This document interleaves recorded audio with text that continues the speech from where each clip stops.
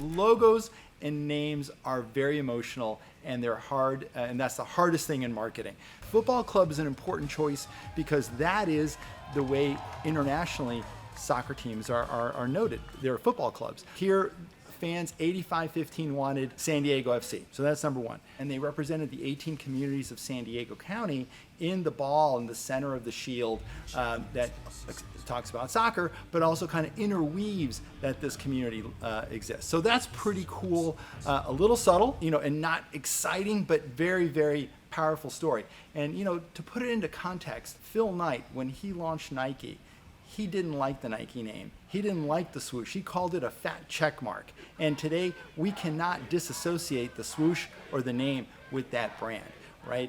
So people have to live with the brand for a little bit to decide whether they like it or not.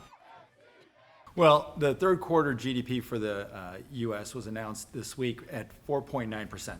That is huge growth. In fact, this is the biggest growth we've seen since the end of 2021, which was a record year that closed at 6%.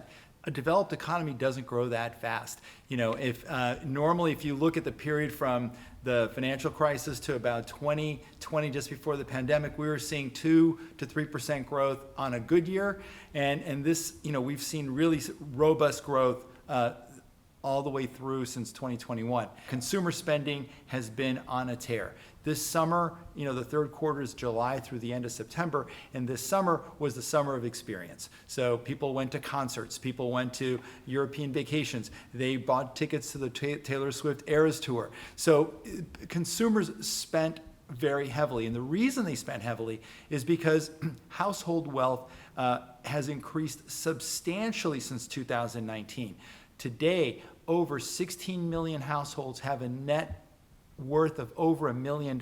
That's up from 10 million households back in 2019. Everybody else is flat or declining growth rates. You look at Europe, Germany's in recession, the UK is about to go into recession, and the US is enjoying the best economic growth, also extraordinarily low unemployment, growing wages, and declining inflation at a very, very fast rate. So these are all really good indicators, but a little bit unnerving for the Fed. So as we look into the fourth quarter, and the Fed meets next week to decide, are they going to raise rates? And, the likelihood is no, because there's a couple of things that they're concerned about into the quarter. So first and foremost, they're seeing consumer disposable income declining. So some of that aggressive spending by consumers might go down during a very, very important quarter for retailers. We're seeing student loan debt resuming in October. That might put a crimp in consumer spending.